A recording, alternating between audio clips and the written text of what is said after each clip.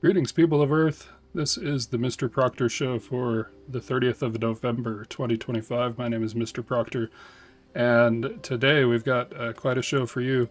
We've got some Blender announcements, exciting news from Blender. We've got a Blender project and a featured shortcut, and first, a music acknowledgement. We are listening to Ancient Winds by Kevin MacLeod of Incompetech.com, and that's licensed under Creative Commons Attribution. Blender 5.0 is available now. You want to download that at blender.org. And when you do that, you can learn all about how you can use Blender on your various Windows, Linux, or Mac systems, and even on portable systems now. There are some new ways to use Blender, but you can learn all about that at blender.org. And when you go there, you will see that Blender is recruiting for its development fund. They're looking for some donations. And as a donor myself, I would like to encourage you to donate to Blender.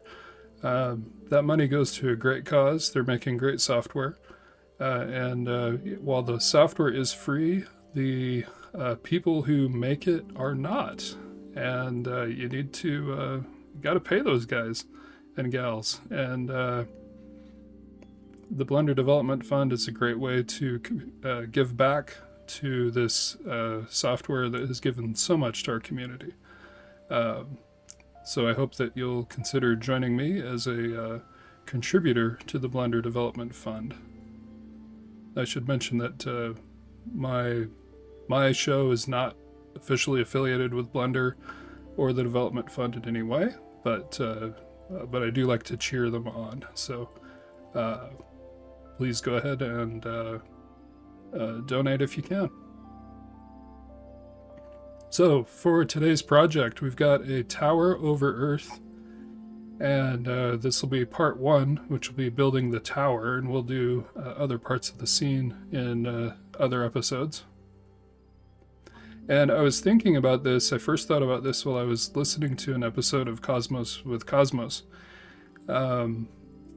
And this is a podcast / YouTube show that you might enjoy, and it's put on by some friends of mine, and they describe themselves as a drunk astronomy podcast for adults, because why not enjoy the cosmos with a Cosmo? You can go to that link there and find their Spotify, Twitter, Instagram, and YouTube presence, and enjoy all their content there. Highly recommended. But anyways, I was listening to one of their shows, and someone on the show mentioned they wanted a video bump of a big radio tower towering over the Earth, kind of broadcasting out, kind of like the old RKO radio logo, which I immediately kind of thought of. And thanks to Music on Productions here, we can see that still on YouTube, and it's got this nice, graceful arc to it, which is not a real straightforward thing to model in Blender because that arcing shape. But I thought at first maybe this would be a cool geometry nodes project, but I was wrong. It ends up that this is better attacked as a more simple project with modifiers. But let's take a moment and dive into Blender and see what we can come up with. So no default cubes will be harmed in the making of this tutorial, but this one will be modified. And the first thing I want you to do, or the first thing I'm going to do, is I'm going to go to edit mode. So we'll go up here from object mode to edit mode. And we're going to switch to face select mode. Make sure all the faces are selected. They are all selected. And if they weren't all selected, I could tap A to select them all. Then I'm going to tap X. And I'm going to select to delete only faces. This leaves me with just the edges. Now what I want to do is work with just this front face, because I'm going to use a modifier to duplicate it around. So let's change to this mode here. Let's select those other faces. Oops. Actually, let's just select this face. That's the one I want to keep. Let's go to select, invert, and tap X again. This time we'll say we want to delete edges. So that leaves us just with these edges.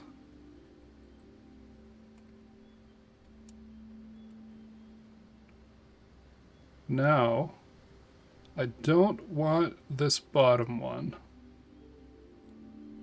I don't need that one, so I can X, delete that edge. Let's click. I'm going to get rid of this one eventually, but I need it for now.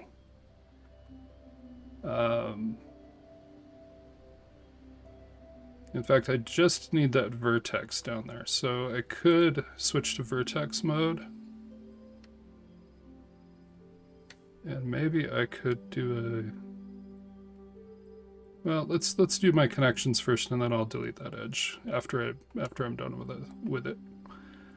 Let's click this vertex. So we've done vertex select mode here. Let's click this vertex and then this one. We'll do a shift click. And then we'll tap F. That makes a new line that goes from this vertex to this vertex. Now we'll do click this one, and then shift click this one. F.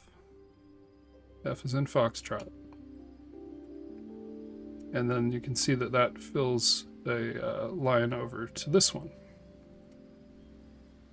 Now I can go back to my line select mode or my edge select mode. And I want to get rid of this line because it's going to get duplicated by this one. After you'll see what I mean here in just a moment. So let's take and click that one. We're going to use X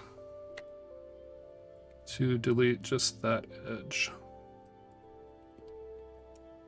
So now my shape, if I tap A, my shape should look like this.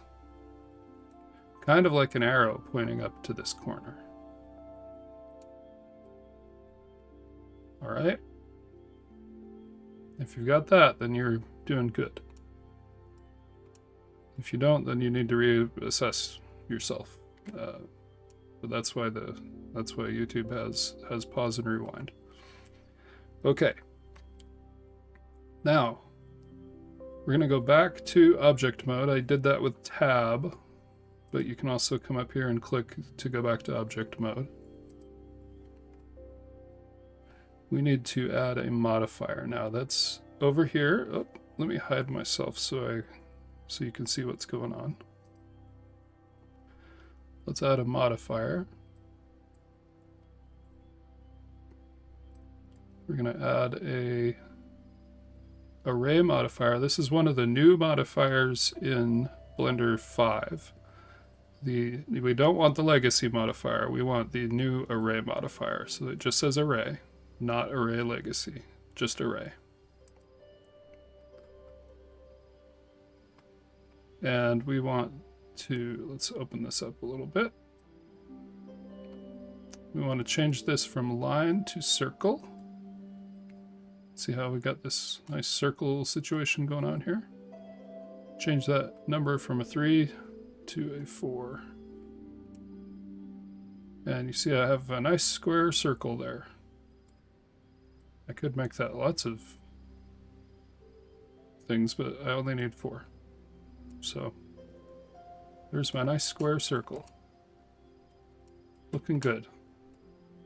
Now what I can do is I can collapse this modifier by clicking here, this little chevron. I can add another array modifier. Not legacy, just the regular array. You can see it's trying to send them off in this direction, but I want to have them go up. So let's use the offset. Change these values. Let's have an offset of 1 in the z direction.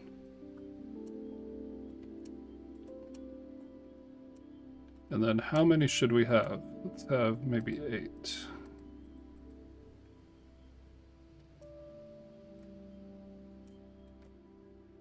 All right, looking good. Now I know from practicing that my lattice deform is going to be my next thing that I use, but it will not, or at least I couldn't figure out how to get it to shrink the top down to how small I wanted it to go. So I had to do that at this step. And I found it was best to do that in edit mode. So I'm still totally editable here. Like if I mess around with this shape, if I G for grab, you can see it pulls the whole thing apart. So I have to be careful. I need to scale this, but I need to scale it in a special way. I can't just scale it up and down because you see how it falls apart. What I want to do is I want to scale it so it gets skinnier in the XY plane. But I need it to be centered on the XY origin, assuming that's where you have this whole thing working, which is hopefully where it is. So we're going to use the 3D cursor for this. Now, just in case you've moved your 3D cursor somewhere else, that was a big mistake, but an easy way to get it back is to do Shift-C, which puts it right back in the center of the world. Shift-C. And now that our cursor is right back there, we can actually use it for something. We can use it as the center of our transformation. So let's go up here to this transform pivot point, and we'll change it to 3D cursor. Now I can do a scale in the XY plane here. So the way I'm going to do that is, watch over here, I'm going to do an S and then a Shift-Z. And that's scaling in the XY plane. And I'm moving closer and closer down, and I'm watching the top of that, and I want that to be about whatever the thickness I want the final to be. However thick I want that top of that tower to be is what I'm aiming for. So I'm going to widen out the base here. We're gonna flare the base with a lattice modifier.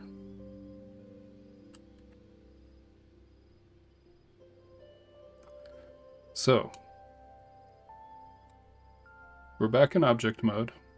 We've got that put that way. I used tab to go back to object mode. Now, with this selected, I can do a Shift-A to add a lattice modifier. This is another new thing in Blender 5. Lattice deform selected, which saves you some steps. It used to be you had to use a modifier and set up the lattice separately, and it got kind of confusing for new users. This is kind of a nice.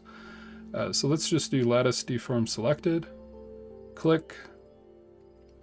And before you do anything else, I want you to expand this over here, because we need to expand how tall it is. Now you see, normally we work in XYZ. This lattice has a UVW coordinate system.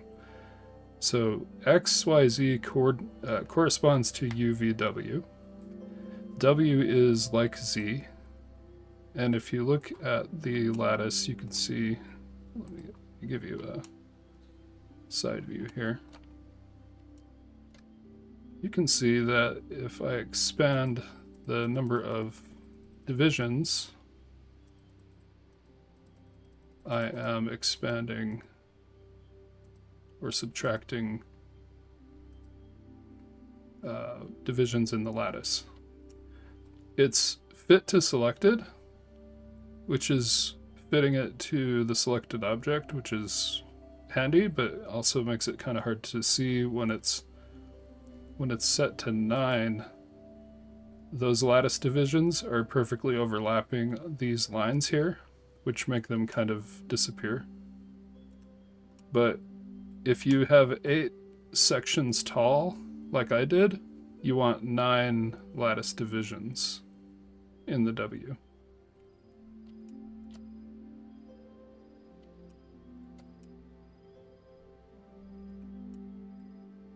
Okay. Now, with your lattice selected, over here on the side, you can click on lattice. You can go to its edit mode. We can select just the bottom of the lattice. And we can just G for grab, move that lattice around, and see how it kind of drags around the bottom of the tower. So the lattice is an object that won't render, but the tower will after we're done with it. And actually it won't right now because we have to thicken up those lines, but stick with me. What we need to do is flare the base, like we were saying. So let's click on this this proportional editing, and we're going to change the shape of it to sharp. Now what this does is it lets us control the shape of the lattice in an interesting way. So let's do S for scale. And we want to constrain that to the XY plane, so let's do a Shift Z. And I want to roll my scroll wheel on my mouse to increase the effect up the chain.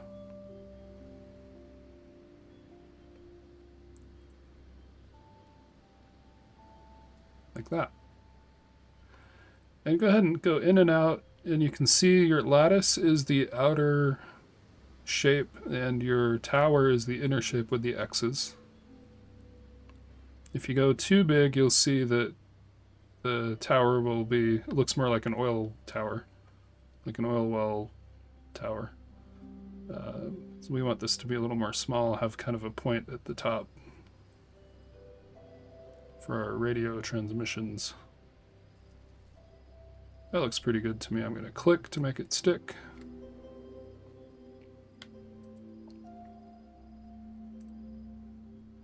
And I'm still in edit mode, so let's go back to object mode. And let's click on the tower and just look at it and see if we like the way it looks.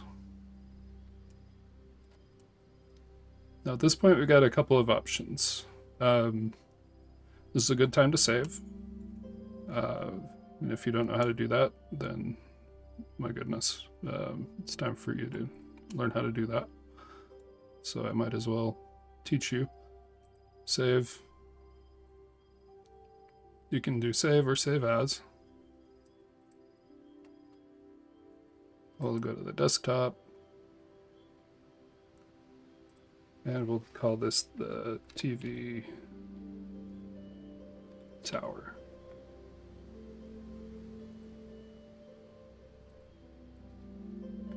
This is not ready to render yet, though.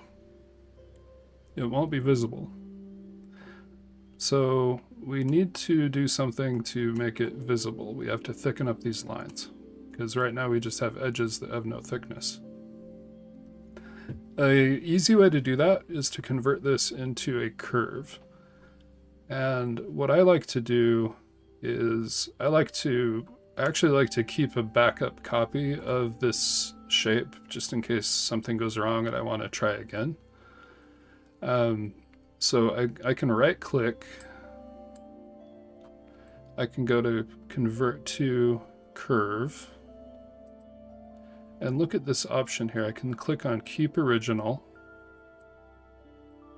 and by doing that I have cube and cube 001, and I should name these. This one's tower. If I click these separately, I can see that one of them has all the modifiers and the other one does not.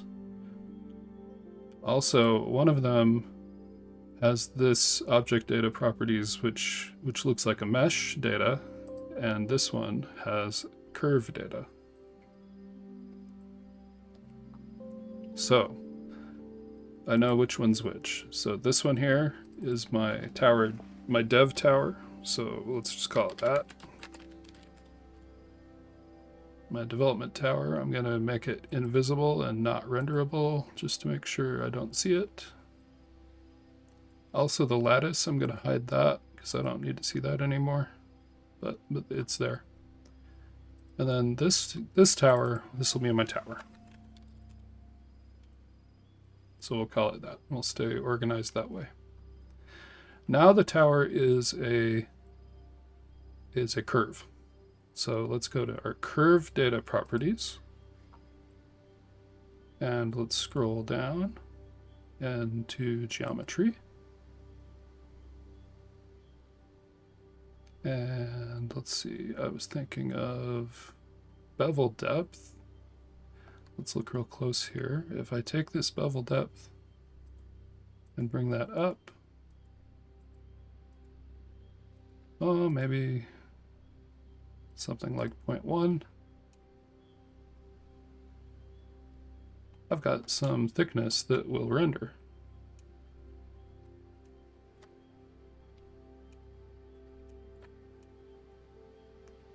So now that tower is off to a much better start.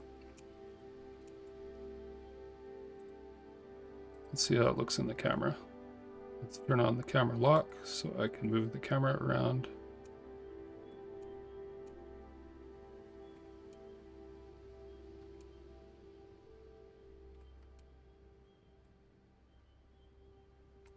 Yeah, let's do a render.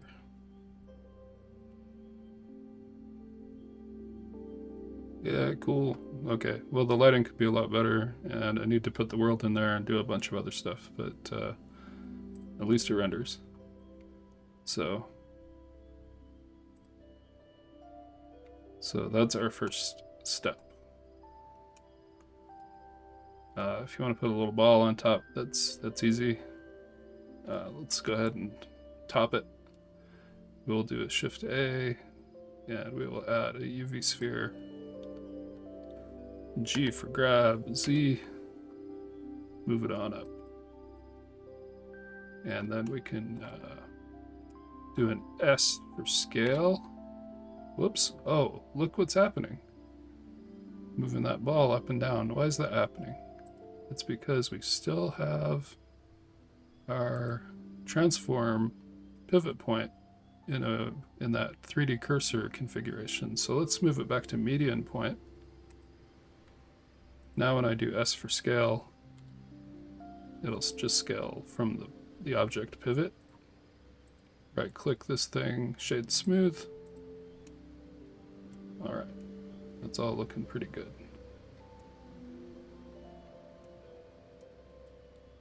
Better save it. Okay.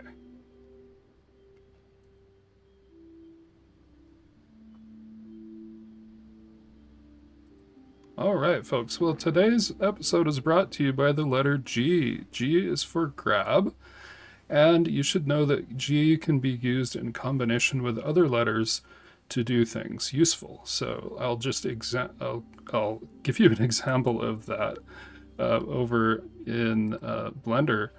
So if we have our default cube here and I tap G, it's moving and stuck to my mouse, and it's moving in what we call screen space.